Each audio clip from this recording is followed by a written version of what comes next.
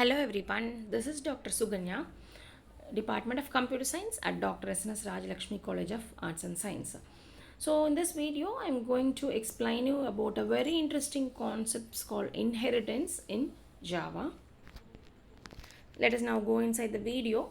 So when we are supposed to define about the inheritance, it is called as an important pillar of object-oriented programming. In Java, the inheritance means creating a new classes based on its existing ones.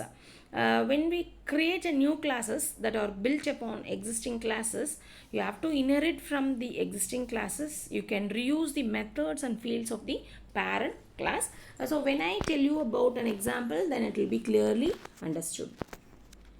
So the term used in inheritance are often called as a class, subclass, or the subclass, or otherwise called as a child class, superclass, whereas the superclass is otherwise called as a parent class, and reusabilities. These are the important terms which we often speak when we are going through the concepts called inheritance. So let us see about the all the terms one by one. That is a class. So when we speak about a class, it is called as a group of objects which has been already explained in my previous videos, which have a common properties like template or a blueprint from the objects where it is created.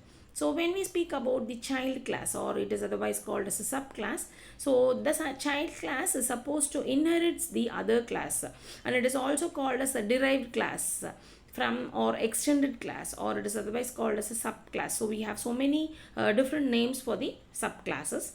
So when we speak about the superclass, it is otherwise called as a parent class, which whereas this class can be derived from where a subclass inherits the features. It is also called as a base class. So when we speak about a reusability, we simply call it as a mechanism which facilitates you to reuse the fields and methods of the existing class. When you create a new class, you can use the same fields and methods which is already defined in the previous class.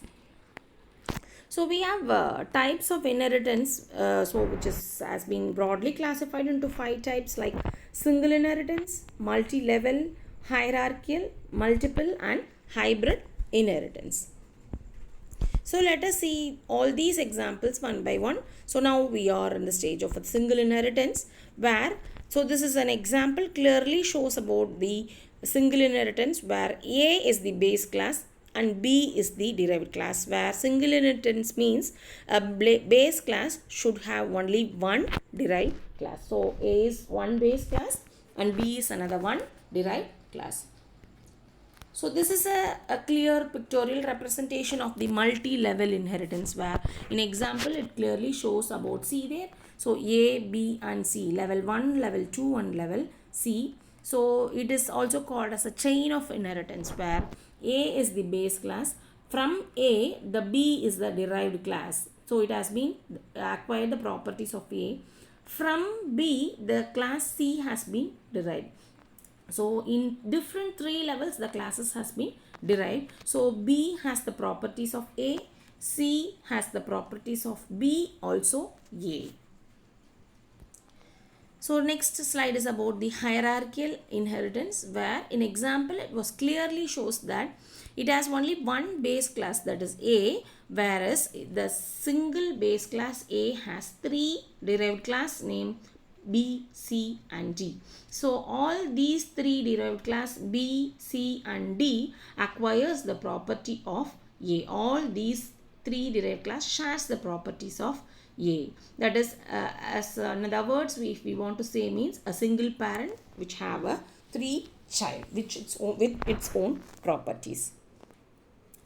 Next one is the multiple inheritance, where see here in this example it clearly shows that A and B both are the base classes and C is the only one derived class which has been derived from both B, that is base classes A and B. So it is otherwise called that the C derived class has the properties of both A and B. So it has the characteristics combinedly as of A and as of B. So 2 base classes, that is A and B, and 1 derived classes, that is C. So finally, when we speak about the inheritance, that is called as an hybrid inheritance, which is otherwise called as a mix of two or more above inheritance, which we saw now. So see the example, that is A is a base class where it has been derived, where B and C has been derived from D, whereas D also it shows the properties to the B and C. From the B and C, the class A has been derived. So it seems or it looks like the combinations of all the other classes or all the other inheritance, sorry, not classes, all the other inheritance which we have seen so far.